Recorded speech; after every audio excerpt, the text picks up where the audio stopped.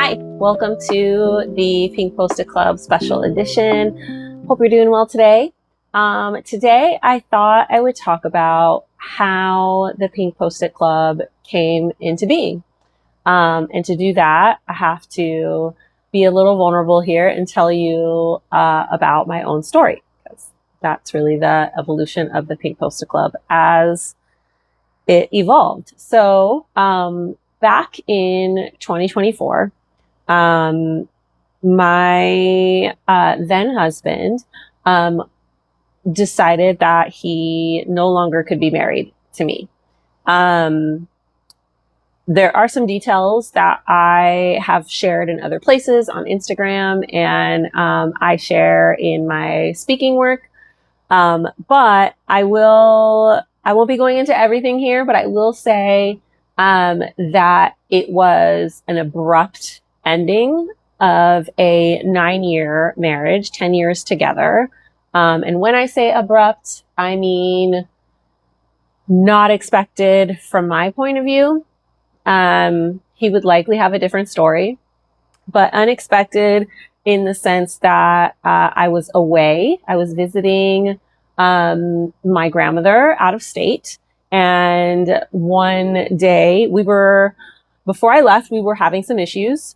But nothing that honestly we hadn't encountered before, and nothing that I thought was going to lead to him leaving. And while I was gone, actually the day before I was scheduled to fly back home, I reached out. I sent a text to him saying, "Hey, like, how are you doing?"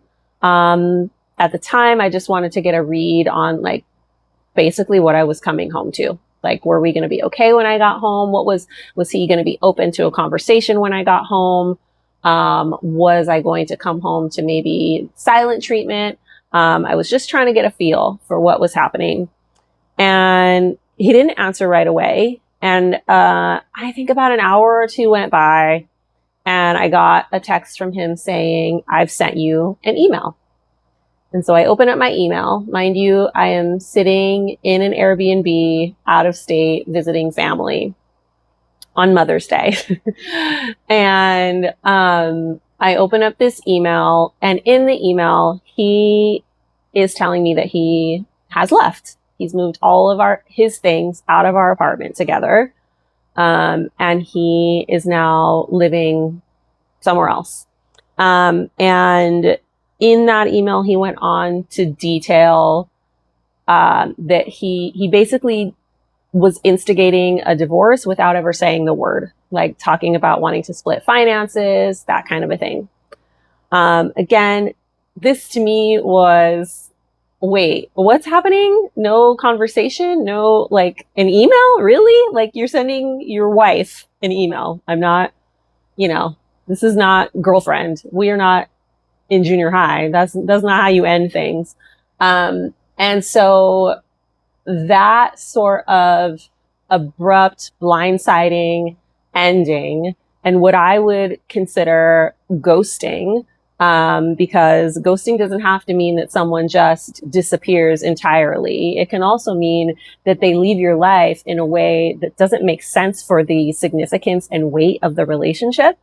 And so for me, sending an email or a text or whatever the case may be in your story, if it doesn't match up with the weight and significance of the relationship, then that's a ghost. It's just inappropriate to leave a marriage or a long-term dating relationship in that manner as an adult man, right? So I mean, the grief was really, really profound for me. I was not okay for a long time.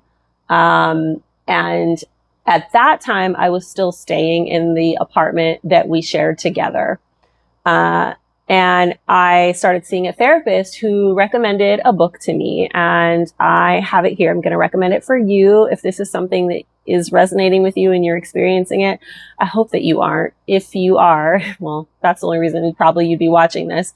I apologize. I'm so sorry that you're going through this. Honestly, no one should have to live through this. But if you are, this book helped me a ton. It's called Life After Loss. I recommend it all of the time. Even if your story isn't blindsiding, even if it's something that you saw coming, I think that this book would be helpful for you. And, you know, I would never have picked this book up because the title to me feels very specific to like death, right? That kind of a grief. And before I went through a divorce, I never would have used the word grief. And that's a very naive, sort of privileged misunderstanding actually of what a divorce actually is. Like it is grief. Like if you loved your spouse and your marriage is over, what you're experiencing is grief. Like, here to tell you that if you didn't know it. And I didn't know it, but Life After Loss. So this book, the subtitle is A Practical Guide to Renewing Your Life After Experiencing Major Loss. This edition is the 6th edition. There may be another one by this point. It's been reprinted 6 times because it's that good. It's by Bob Dietz, who's got a master's in theology. And the way that he talks about grief and the exercises that he recommends throughout the book were just supremely helpful for me. Some of those things, so when I talk about the Pink Post-it Club being born of this, it's because one of the very practical tips he recommends is to put Post-its around your house. And he even gives you like phrases and quotes of things to put on those Post-its.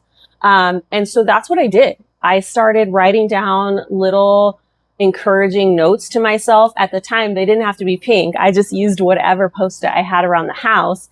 Over time, I started using just pink Post-its because that's my favorite color of Post-it note. I wasn't even a huge fan of pink back then, but there's something about like divorcing and like leaning into this feminine pink color. Like, I don't know what it is, but I've heard multiple divorced women talk about it. So that's another video for another time, maybe. But, one of the things that I remember, there was one in particular Post-it note that said, "You will not always feel as you do right now." And there was another Post-it that said, it was something to the effect of, "Other people have gone through this and you will get through it also." And I put them all around my apartment. I was living in a really small apartment, still am, different apartment though. And I put them in my bathroom. I put one next to my coffee machine because it was like the first thing, my coffee maker, because it was the first thing I would see in the morning.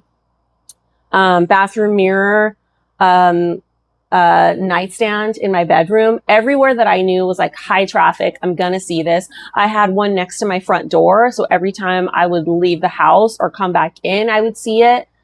And so that's really how I started using the Post-its in my own life to help me. And I just thought, over the course, probably it was a year in to my separation and divorce that I just thought maybe this might be helpful for other women who are experiencing either divorce or being blindsided or being ghosted, some sort of abrupt breakup, because it's really hard. The grief and the depression and the not feeling like yourself, you're not just grieving that person, right? Like you are grieving your own identity. You're grieving what could have been. You're grieving a future that you had planned out in your head.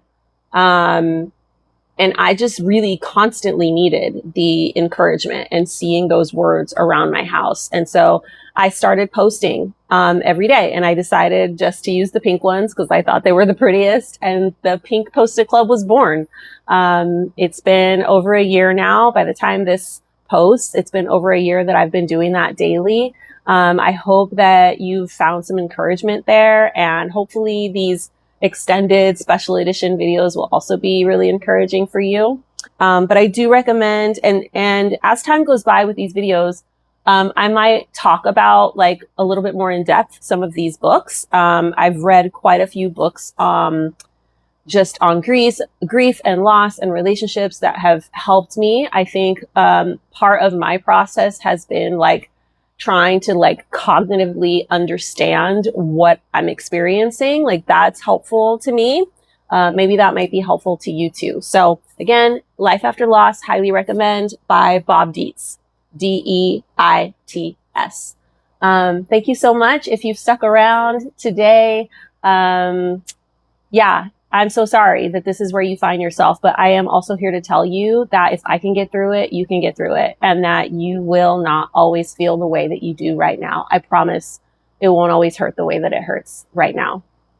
Love you. See you soon.